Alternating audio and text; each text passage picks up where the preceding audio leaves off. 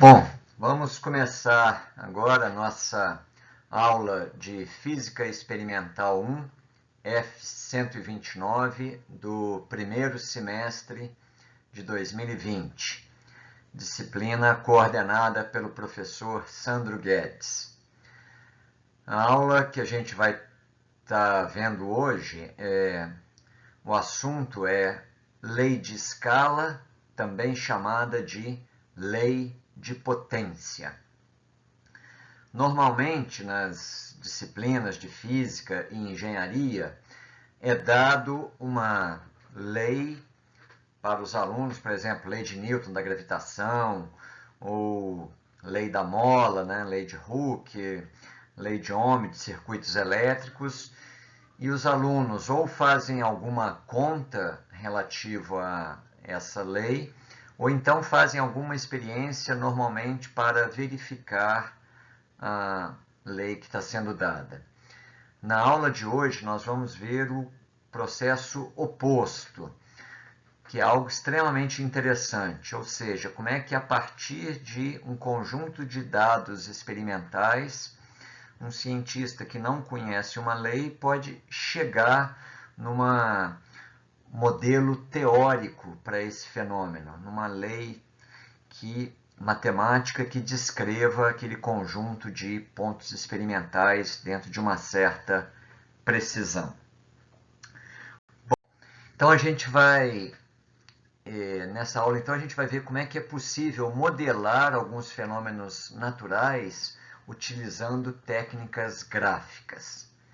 Então a gente vai supor que a gente não conhece uma lei relacionando duas grandezas x e y, mas que ao medir seus valores e colocar em um gráfico em papel milimetrado, a gente encontra o resultado abaixo. A gente coloca y em função do x, os pontos vermelhos seriam os pontos experimentais, e a gente observa que à medida em que o x vai crescendo, o valor de y também vai crescendo. E aparentemente eles seguem uma reta, que é o que a gente traçou aqui no meio desses pontos. Essas grandezas x e y podem ser quaisquer. O y pode, por exemplo, pode ser a posição da partícula em função do tempo, que seria o x. Ou o y pode ser a corrente elétrica de um circuito em função da voltagem na bateria, por exemplo. O y pode ser a energia de um sistema em função de algum parâmetro, pressão, volume ou a posição de algum elemento do sistema. E aí, então, a gente está supondo que é um fenômeno novo, que o cientista não conhece a lei, mede essas duas grandezas, observa que elas estão relacionadas e, se for uma situação como a que está sendo colocada aqui, a lei parece ser do tipo linear. Então, nesse caso, é simples encontrar a lei. Ela seria do tipo y igual a ax, a vezes x mais b, onde o a é o coeficiente angular, é chamado de coeficiente angular, o b é chamado de coeficiente linear. Então, a partir dessa equação que a gente viu que eles estão seguindo uma reta, né, a gente pode obter o coeficiente angular A simplesmente pela razão entre a variação de y e a variação de x. Ou seja, o A seria y2 menos y1 dividido por x2 menos x1.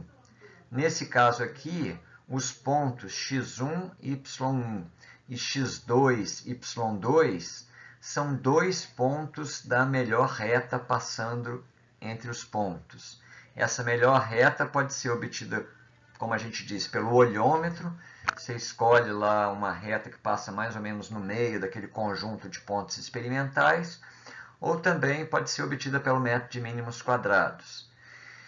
O ponto importante é que, em geral, a gente não pega os pontos x1 e y1 e x2 e y2 como sendo dois pontos experimentais da minha tabela. O motivo é que, em geral, os pontos da tabela não estão sobre a reta, eles vão estar um pouco acima ou um pouco abaixo. Então, a gente primeiro passa a melhor reta, por exemplo, pelo olhômetro, e aí escolhe dessa melhor reta, dois pontos x1, y1 e x2, y2, para então calcular o coeficiente angular A dessa maneira. O coeficiente linear B, ele é só, basta ver em que ponto de x igual a zero a reta cruza o eixo dos y.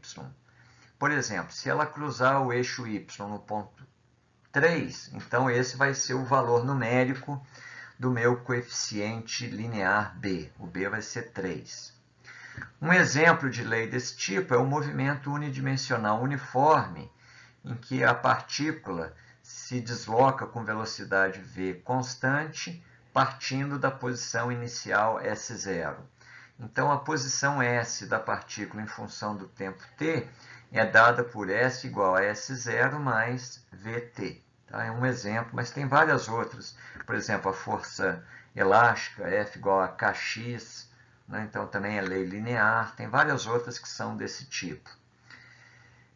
Em termos de unidades, pela equação y igual a x mais b, vem que a unidade de b é a unidade do y. E como A é ΔY sobre ΔX, então a unidade do A vai ser a unidade de Y dividido pela unidade de X. Por exemplo, se o Y for a posição medida em metros e o X o tempo em segundos, então a unidade do B vai ser metro. Nesse exemplo aqui, o B seria 3 metros, né? Quando a reta cruza o eixo Y no ponto 3. E a unidade do A vai ser metro por segundo. Então, essa é a situação mais simples. Só que, em geral, num fenômeno novo e tal, se você colocar, depois que você mede y e x para vários pontos e coloca num papel milimetrado, em geral, eles não vão estar ao longo de uma reta, eles vão estar ao longo de uma curva. Então, aqui, os pontos vermelhos são os pontos experimentais, e a gente vê que eles não estão numa reta, eles parecem estar ao redor de uma curva.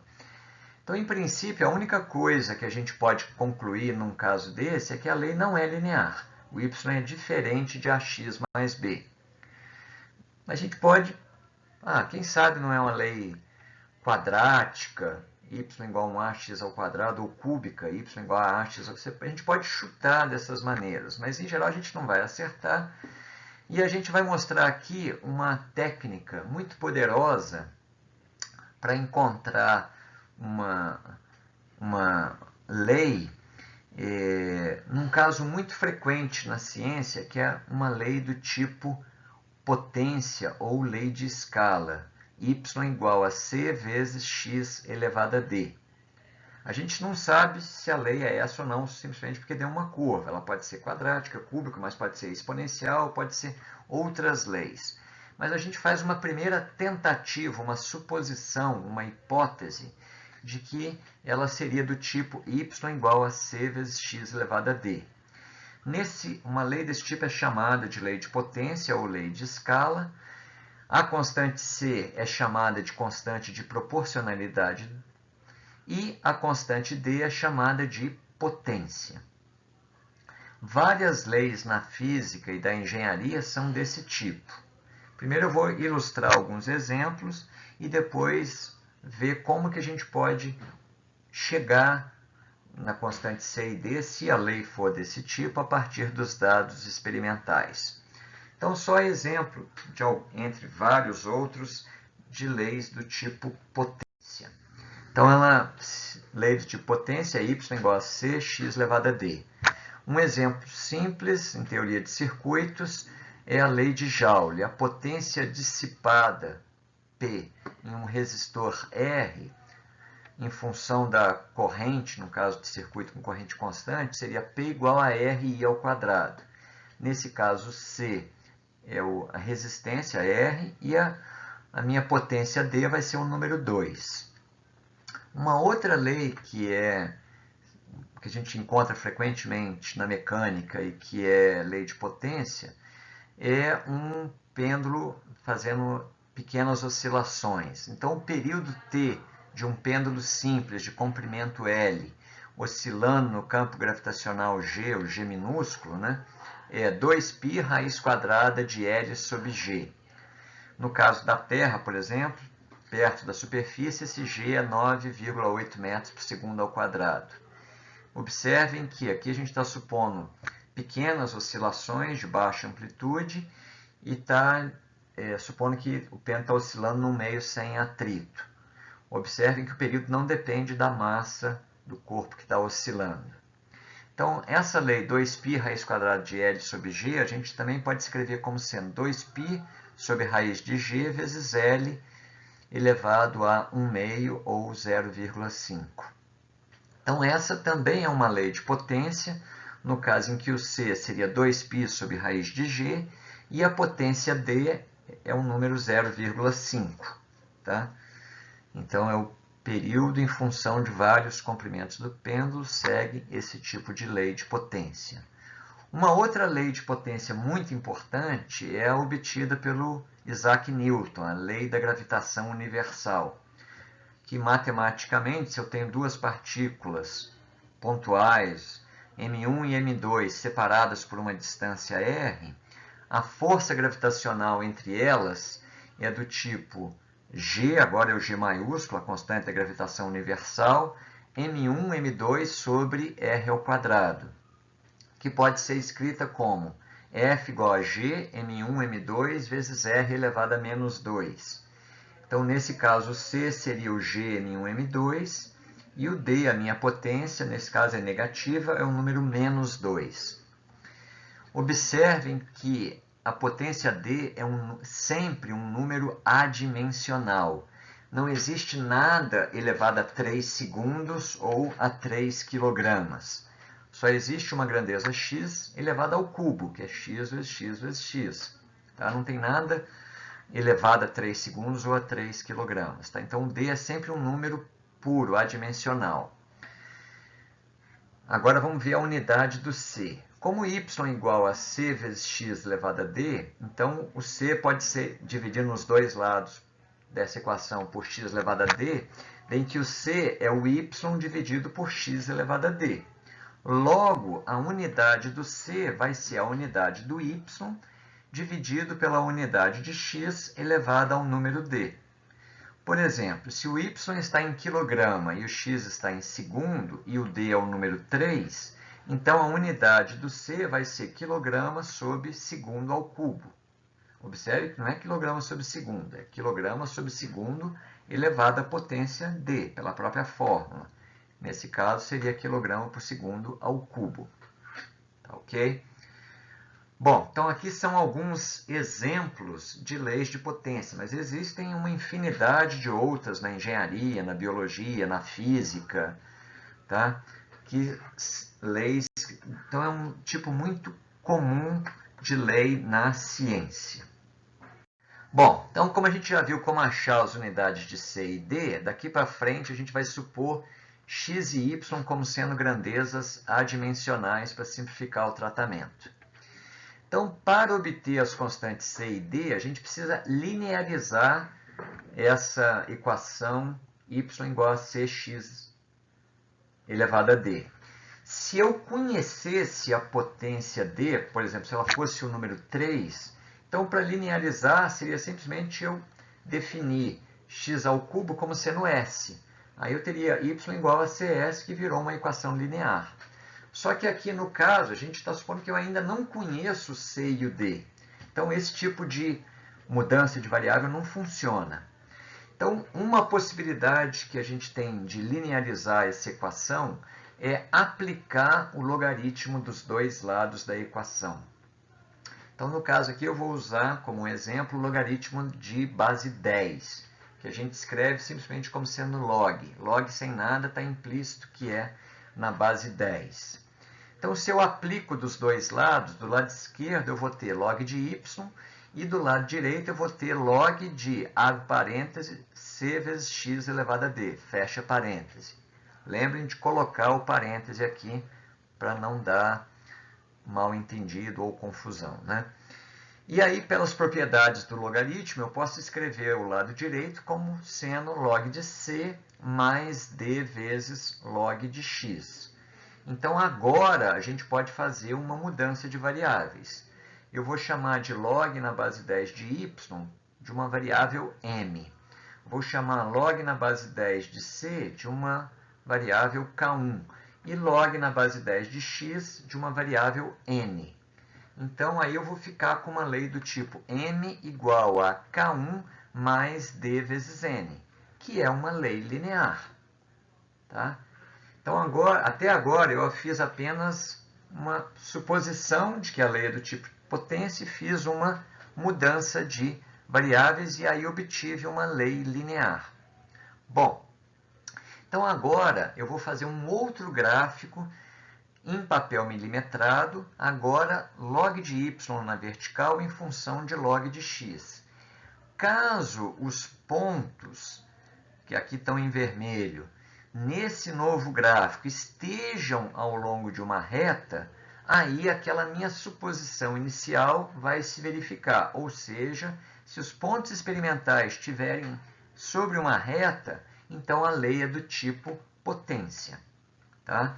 E aí a gente pode traçar uma reta ali pelo olhômetro, por exemplo, no meio lá dos conjuntos de pontos.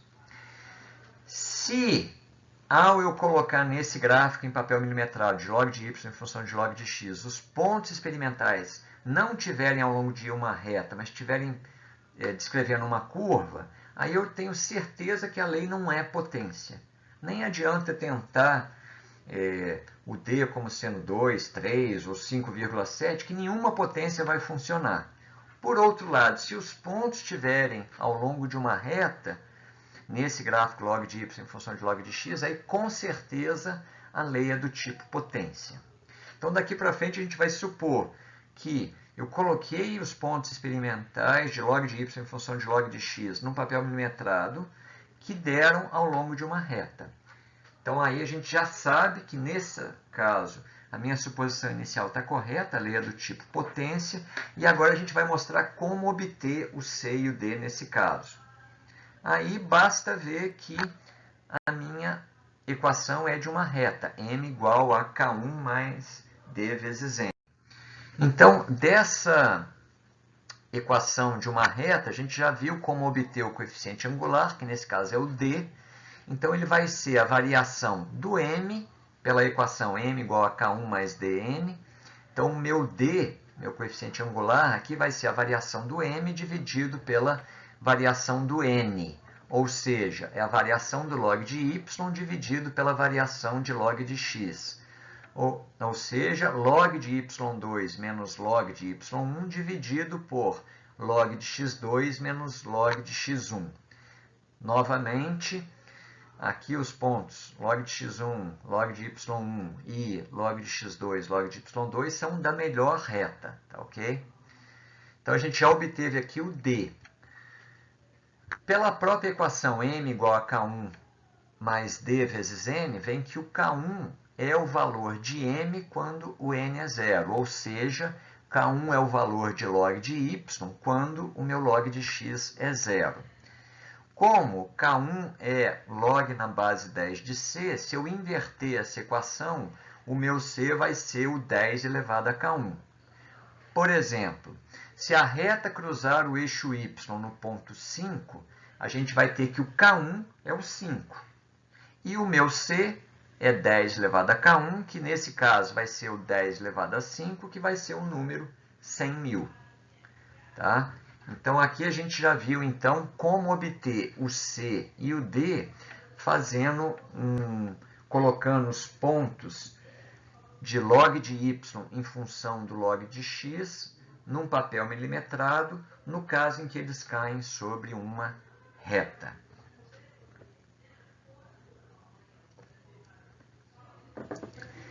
E essa é uma situação muito comum na ciência, porque uma quantidade muito grande de leis seguem a lei de potência. Então, a gente já viu como obter o C e o D nesse caso.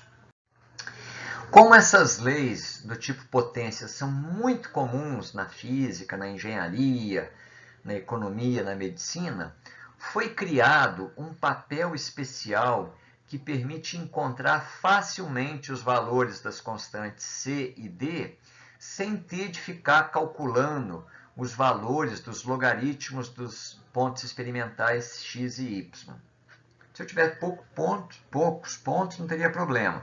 Mas se eu tiver, às vezes, centenas ou milhares de pontos experimentais, ficaria muito trabalhoso calcular o logaritmo de todos os x e o logaritmo de todos os y desses pontos experimentais.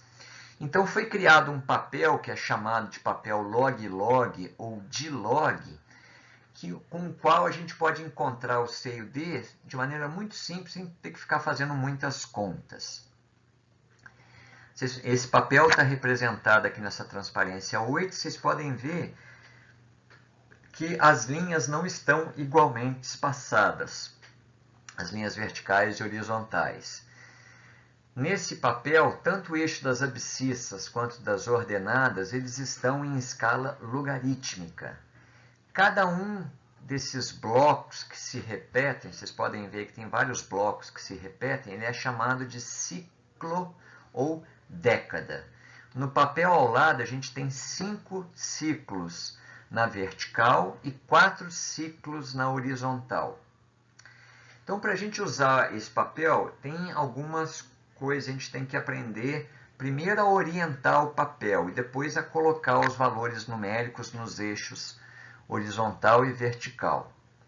Então, a primeira coisa, quando a gente pega um papel log-log, depois vocês podem, lá no Moodle, vocês podem baixar lá, tem tanto arquivo digital, acho que em PDF, tanto de papel milimetrado verde comum, quanto um papel log-log em vermelho, que é 3x5, e um outro papel log-log, se eu não me engano, 2x2, com as linhas em azul, né? Depois vocês podem baixar lá e imprimir em casa. Então, a primeira coisa que a gente pega um papel log-log é orientar. Então, concentrem-se num único bloco.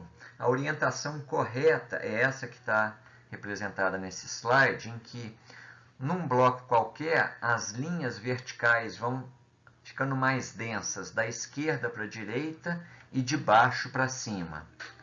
Nas outras 3 orientações, a gente não usa elas, tá ok? Então, a gente sempre usa nessa orientação que está representada aqui.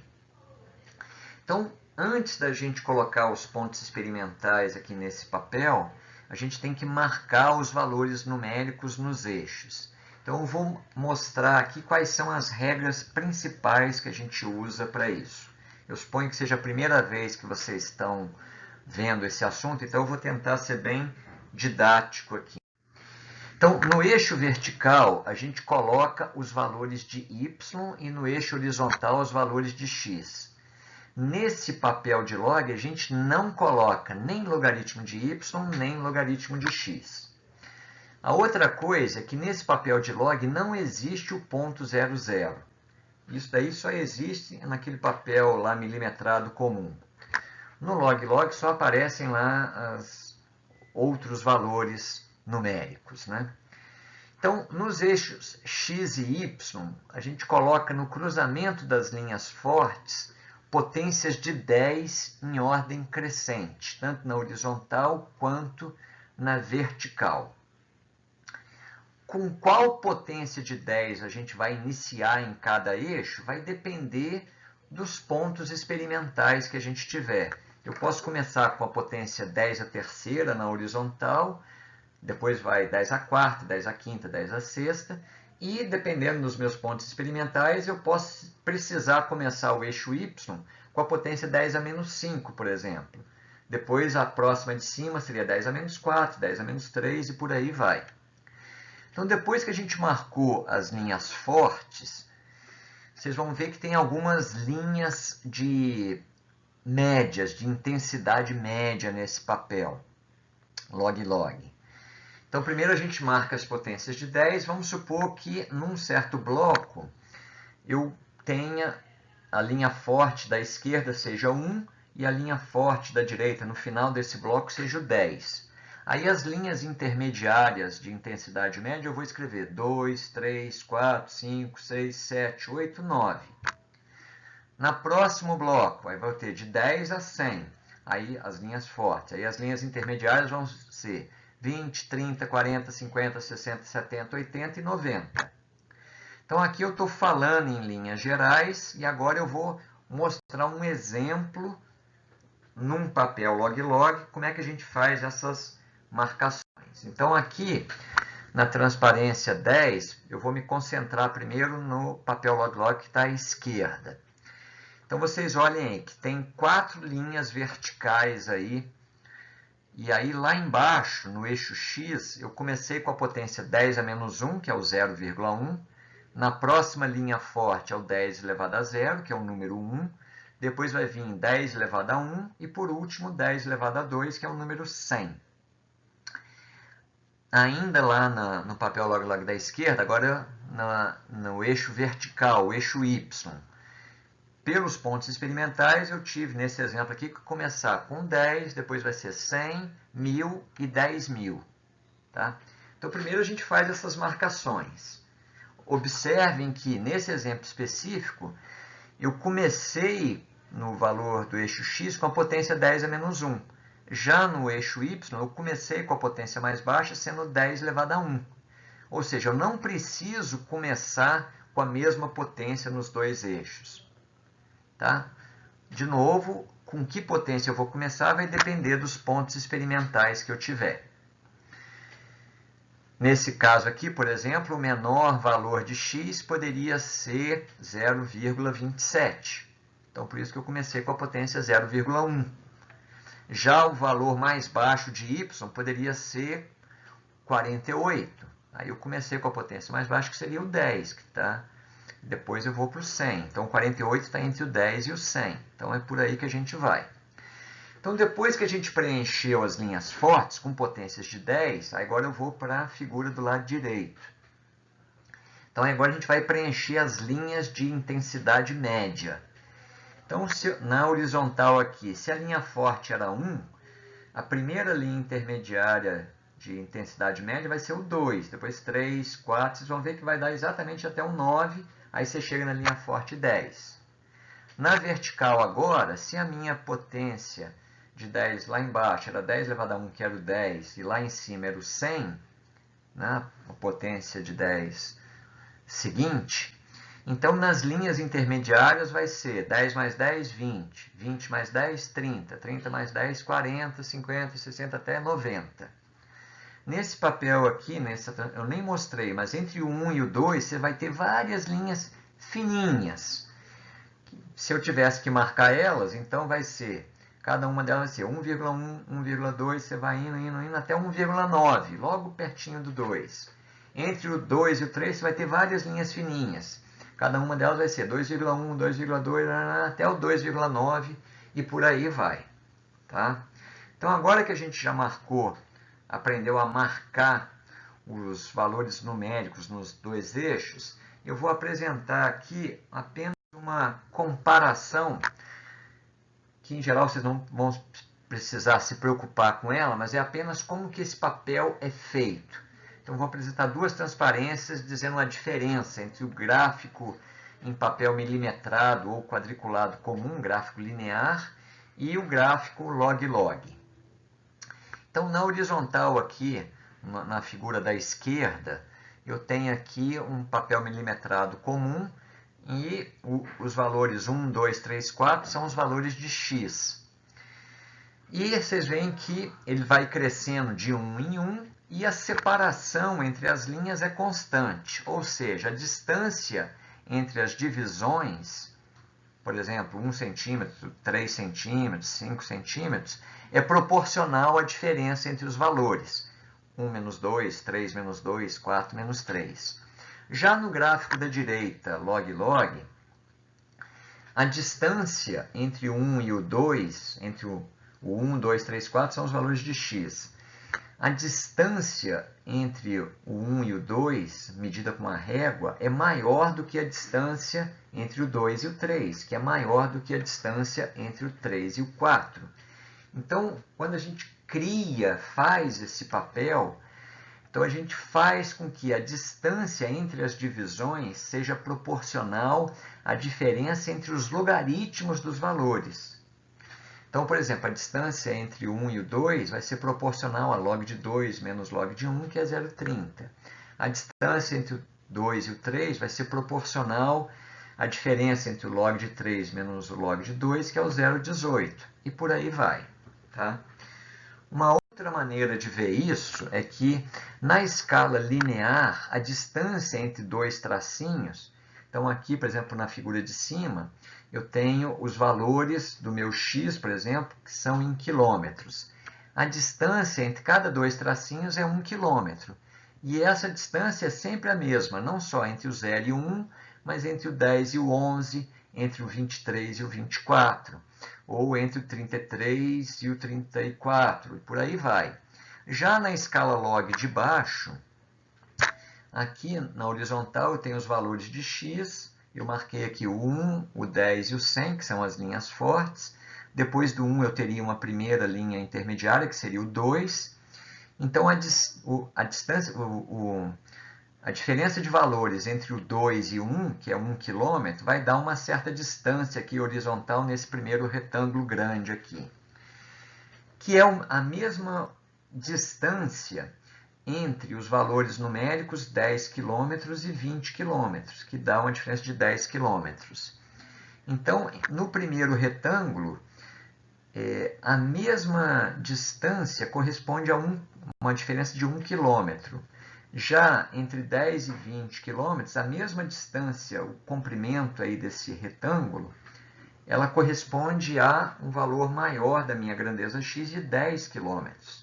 Então, essa é a diferença entre a escala linear e a escala logarítmica. Tá? Mas, em geral, vocês não vão se preocupar com isso, vocês só vão ter que usar o papel log-log. Então, agora, vamos voltar, então, ao meu exemplo. Se a lei relacionando y com x for do tipo potência, então, quando eu colocar num papel log-log y em função de x, os pontos experimentais, se a lei for do tipo potência, então, nesse tipo de papel log-log, esses pontos vermelhos aqui, que seriam os pontos experimentais, vão estar essencialmente ao longo de uma reta.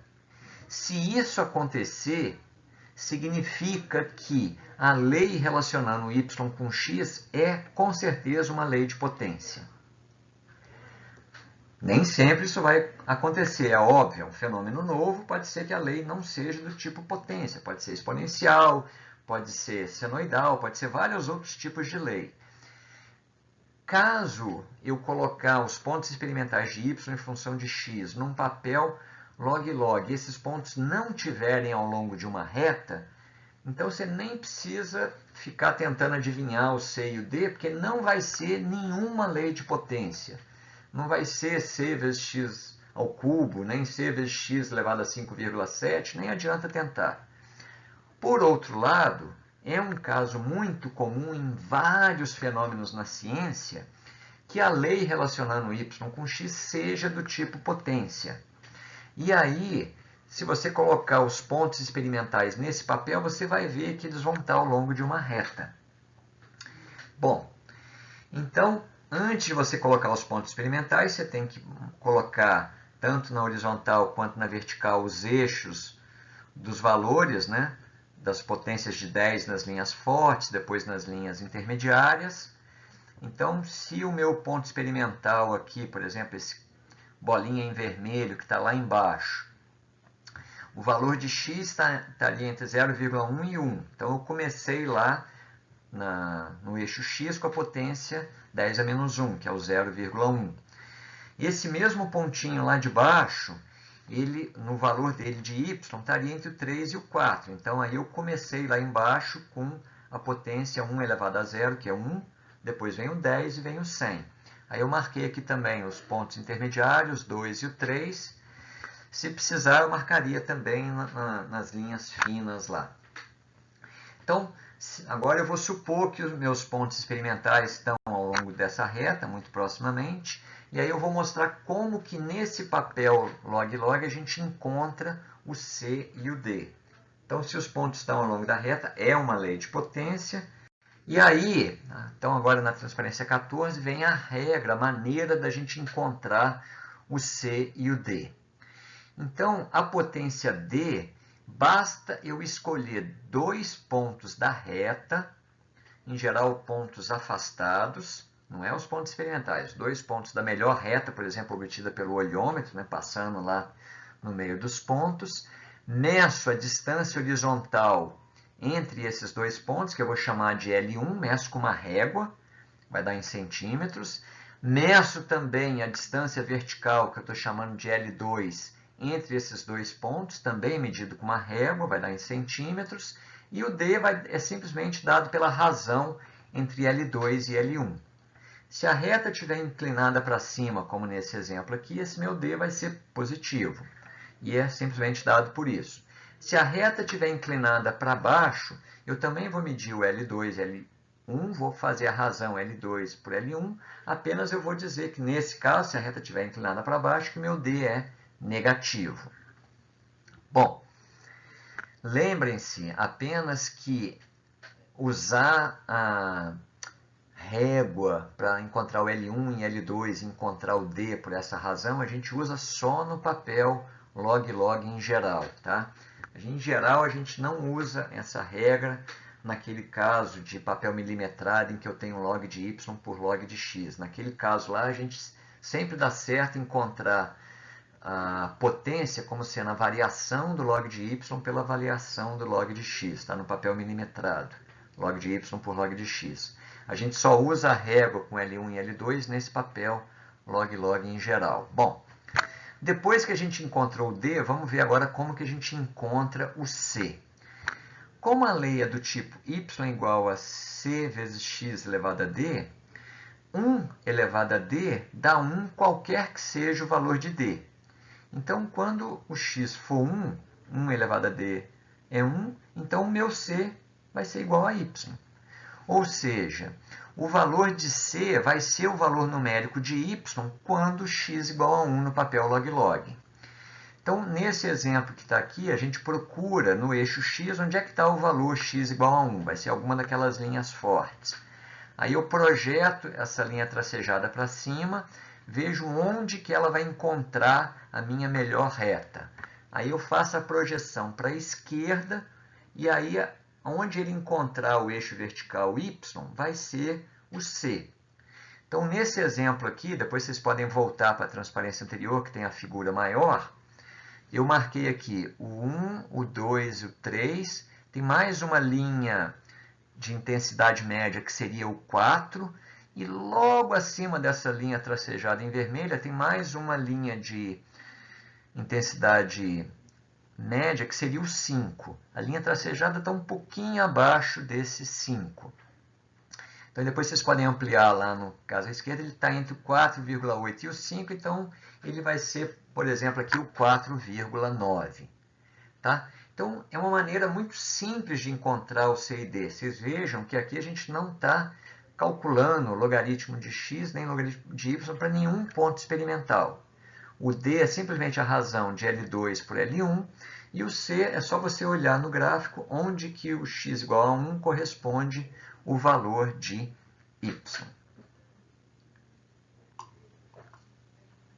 Então, esse tipo de papel ele é um pouquinho difícil para a gente aprender a usar, mas depois que a gente aprendeu a usar, ele é muito simples para encontrar o C e o D. Por isso que ele é muito útil, você encontra ele em qualquer papelaria e tal, várias áreas da ciência, as pessoas, os cientistas aprendem isso. Então agora que a gente já aprendeu as regras principais, eu vou dar um exemplo concreto vou dar os pontos experimentais e como é que a gente encontra a lei relacionando x e y, que a gente não conhece ela a priori. Então, eu vou dar um exemplo concreto e como é que a gente usa tanto o papel milimetrado quanto o papel log-log para encontrar a lei entre y e x. Agora, num exemplo concreto. Então, suponha lá que veio um cientista, mediu duas grandezas x e y, que ele não conhece a lei que as relaciona, fez 6 medidas experimentais, 6 pontos, A, B, C, D, E e F. O ponto A, por exemplo, o x deu 0,579 e o y deu 0,241. e assim vai para frente até o ponto F, que é 14,3, e o Y, nesse caso, mediu lá e deu 29,5. Primeira observação dessa tabela: quanto maior o x, maior é o y. Então parece que eles estão relacionados de alguma maneira, tá? Pode ser que seja linear, pode ser que seja potência, pode ser que seja exponencial, várias coisas. Então, primeira coisa mais simples, a gente não sabe a lei, é colocar esses pontos experimentais x e y num papel milimetrado comum. Eu estou ilustrando aqui na transparência 16, então eu pego um papel milimetrado comum, está aqui a minha tabela com 6 pontos experimentais, o x vai do 0,579 até o 14,3. Então eu vou fazer um gráfico que vai do 0 até o 15 no x, e o meu y vai do 0,241 até o 29,5. Então eu preciso ir até o 30, estaria bom. Então eu pego lá um papel milimetrado, e aí como eu tenho que ir até o 15, eu divido cada quadradinho forte desse daí na horizontal, vai valer uma unidade, 1, 2, 3 até o 15. E na vertical aqui eu escolhi cada quadradinho forte vale 2 unidades de y. Tá? Então eu vou do 0, 2, 4, 6, 8 até o 30, que aí eu vou conseguir colocar os meus 6 pontos dentro desse papel aqui. Feito isso, as marcações, aí eu vou pegar o primeiro ponto. Onde é que está o x igual a 0,579? Vejo lá no eixo horizontal. Onde é que está o y igual a 0,241? O cruzamento deles vai dar o meu ponto A, que eu indiquei ele lá embaixo, né? E faço assim para os meus 6 pontos, até o F. E aí, depois que eu coloquei eles aqui, a gente observa que eles não estão ao longo de uma reta. Eles estão ao longo de uma curva. Então, conclusão, a única que a gente pode fazer por enquanto, é que, embora eles pareçam estar relacionados, essa relação não é linear. O y é diferente do ax mais b. Tá? Pode ser que seja elevado ao quadrado, pode ser que seja elevado ao cubo, podem ser várias coisas, mas não é linear com certeza.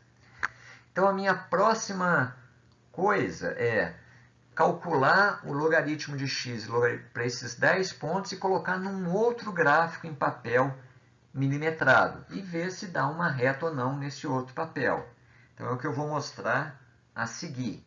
Então, eu já fiz isso, vou mostrar os resultados, né? Então, aqui eu pego os meus 6 pontos, calculo o logaritmo na base 10 dos 6 valores de x que estão colocados aqui. O do A vai dar menos 0,237 até o F, que dá 1,16. Calculo o logaritmo na base 10 de y para os meus 6 pontos. O A foi do menos 0,618 até o F, 1,47. Então, agora tem valores positivos e negativos. E aí eu faço um novo gráfico em papel milimetrado. Tá? Papel milimetrado comum. A única coisa é que agora no eixo vertical é o log de y e no eixo horizontal é o log de x. Nesse papel tem o ponto 00, não tem problema. E aí eu faço as minhas marcações. Nesse caso aqui eu fui de marcações de meio em meio, tanto na horizontal quanto na vertical, e fui do menos 1 até o 1,5 no eixo horizontal por causa dos meus valores de log de x. E no meu eixo vertical, eu fui de meio em meio, indo do menos 1 até o 2. Né? Por quê? Por que eu escolhi o menos 1 lá embaixo? Porque o meu menor valor de log de y é menos 0,618. E ele vai até perto do 1,5, que é o 1,47. Então, essa escolha está razoável. Feito isso, eu pego o meu primeiro ponto, o A, vejo onde é que está no meu eixo horizontal o valor menos 0,237, no eixo vertical o valor menos 0,618, vejo o cruzamento deles, que deu lá embaixo à esquerda, faço uma bolinha e aquele é o meu ponto A. Aí faço o mesmo para o B, para o C, para o D, para o E e para o F. Coloquei os 6 pontos, aí eu vejo se eles estão ou não ao longo de uma reta. Nesse exemplo que eu estou dando em particular, os 6 pontos deram exatamente sobre uma reta. Como eles deram sobre uma reta, eu tenho certeza que a lei que relaciona y com x é do tipo potência, y igual a c vezes x elevado a d, porque deu uma reta. Podia não dar. Se não desse uma reta, com certeza não ia ser nenhuma lei de potência. Nem adianta tentar chutar diferentes valores para c e d, porque não vai ser. Tá? Então, você teria que usar outro método para encontrar um outro tipo de lei, que a gente, por hora, não vai estar vendo aqui. Mas como esses 6 pontos deram ao longo de uma reta, então, a gente já sabe com certeza que é uma lei de potência. Eu ainda não sei os valores de C e D, mas é o que a gente vai agora encontrar. A gente já viu como obter. E, apenas até para exercitar um pouquinho a questão de algarismos significativos, eu vou calcular o C e o D com 2 algarismos significativos. Ok? Então, primeiro a gente faz a tabela e faz o gráfico. Deu uma reta, então a gente sabe que é uma lei de potência, então vamos usar o que a gente já viu anteriormente. Então, aqui agora está o gráfico um pouquinho reduzido. O K1 é o valor em que a minha reta cruza o eixo vertical, ou seja, é o valor de log de y quando log de x é 0. Nesse caso, o K1 aqui deu aproximadamente menos 0,26. Depois vocês olham no gráfico anterior, ele está um pouquinho ali abaixo, o cruzamento da reta inclinada com o eixo vertical está um pouquinho abaixo do menos 0,25. Então, eu estou colocando aqui menos 0,26, que é o K1. Como esse K1 é o log na base 10 de C, o meu C vai ser 10 elevado a K1, ou seja, 10 elevado a menos 0,26. Fazendo na calculadora e arredondando para 2 algarismos significativos, vai dar 0,54. Então, esse é o valor da minha constante de proporcionalidade da minha lei de potência. Agora, vamos encontrar o valor da potência D. Nesse caso em particular aqui, os 6 pontos deram exatamente sobre a reta. Então, aqui, o meu D, que é a minha potência, vai ser a variação do log de y pela variação do log de x. Como os 6 pontos deram ao longo da reta, eu vou pegar os pontos mais afastados, que vão ser o A e o F. Então, eu vou pegar o logaritmo do y do F menos o logaritmo do valor de y do A, dividido por log do x do F menos o log do x do A. Né? Então, o logaritmo aqui eu já fiz na tabela anterior. Então, lá do meu F e do A vai ser 1,47 no numerador menos 0,618, que vai dar 2,088. No denominador, eu vou ter 1,16 menos 0,237, que vai dar 1,397. A razão entre esses dois números, aproximada para 2 algarismos significativos, vai dar 1,5. Então, esse é o valor da minha potência D.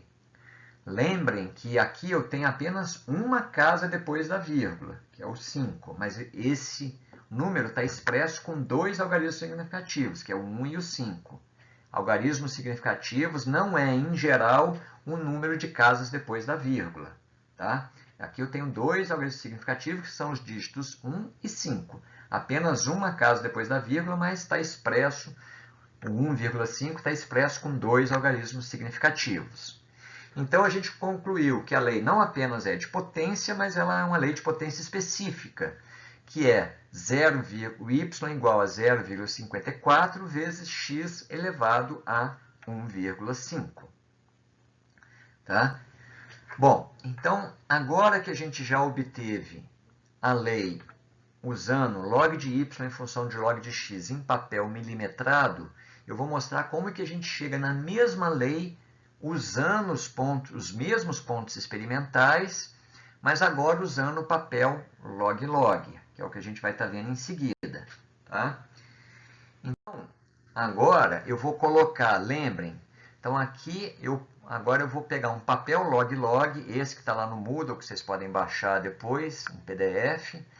Agora eu vou fazer um gráfico de y em função de x. Não é mais log de y, nem log de x na horizontal. Tá? É y em função do x. Aí, pelos meus valores experimentais, o meu menor valor de y e o meu menor valor de x, eles estão, tanto um quanto o outro, está entre 0,1 e 1. Então, nesse caso em particular, a minha menor potência lá embaixo à esquerda do x vai ser o 0,1, que coincidiu com a minha menor potência do y, também 0,1. Não é necessário isso, poderia ser diferente, mas nesse exemplo em particular, coincidiram as duas potências. Aí, como eu comecei lá no 0,1, eu vou indo para as linhas fortes, a próxima vai ser 10 elevado a 0, que é 1, 10 elevado a 1, que é 10, 10 elevado a 2, que é 100. A mesma coisa no eixo vertical, 0, 1, 1, 10 e 100. Feito isso, se eu quiser, eu vou marcar as linhas intermediárias. Lá embaixo eu vou ter várias linhas fininhas, depois vai vir uma linha intermediária que, se preciso, eu marco lá 0,2.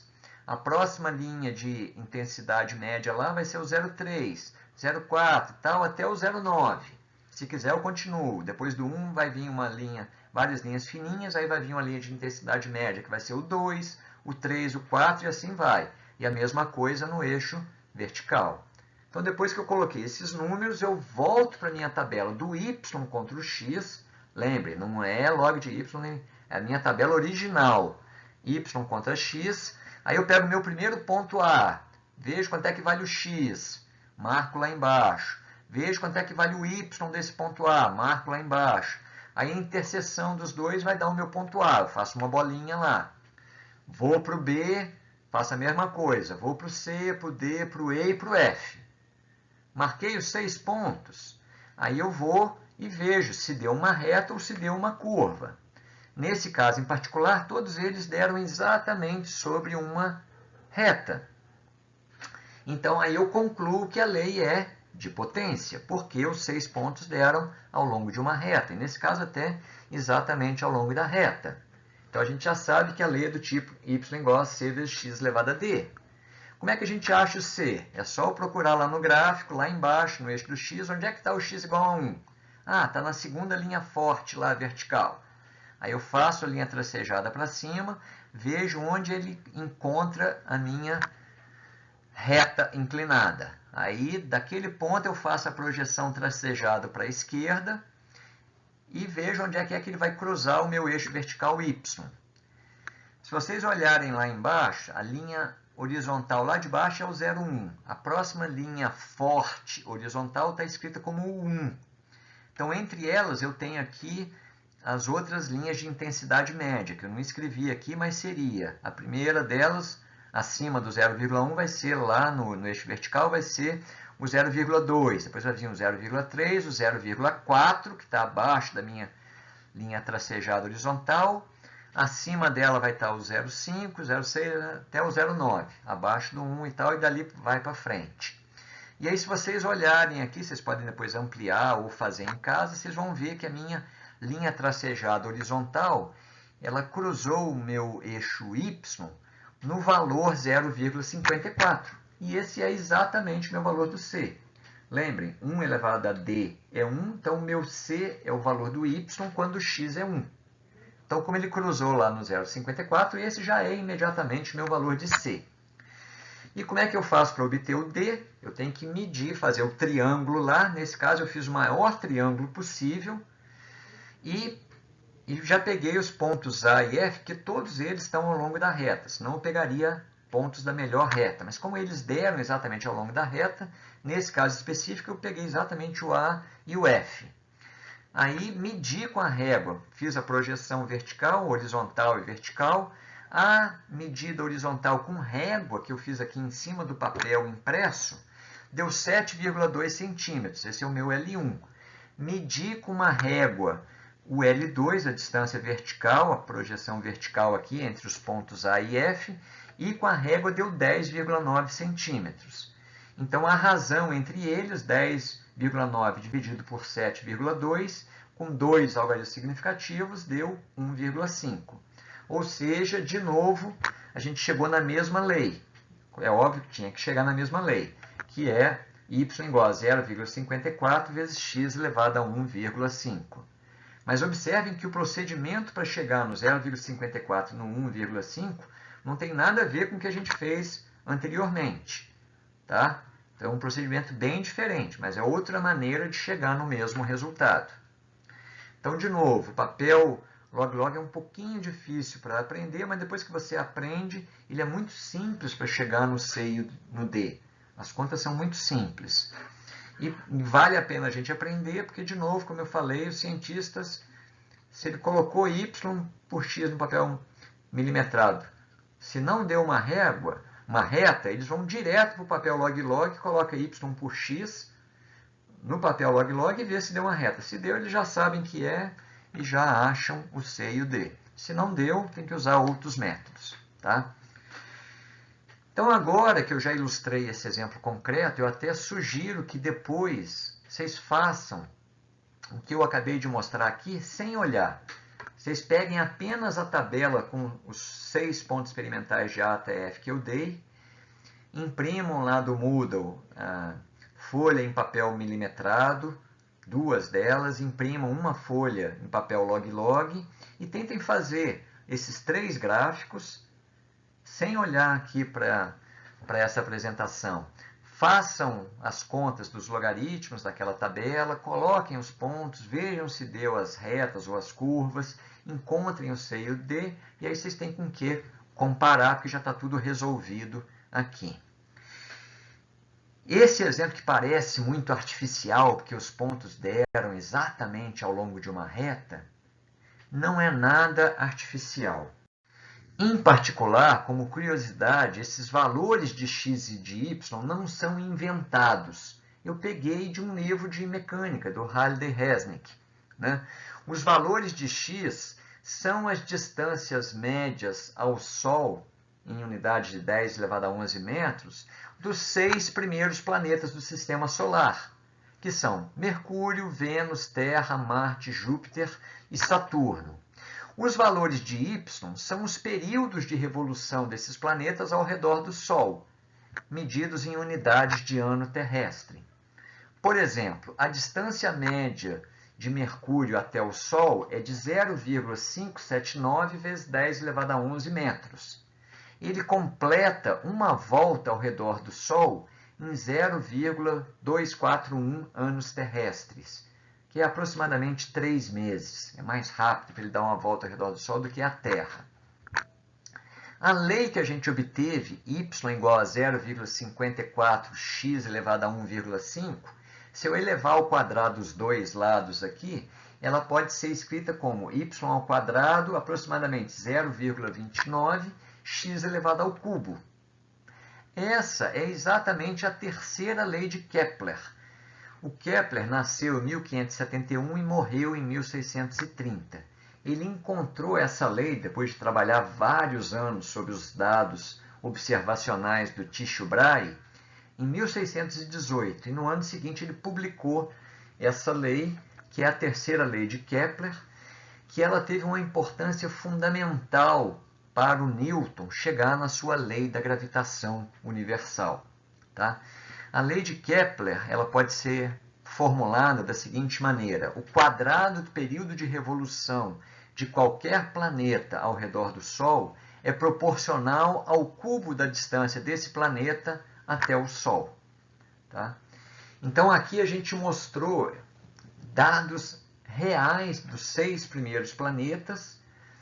A gente começou só com os dados observacionais das distâncias e dos períodos de revolução.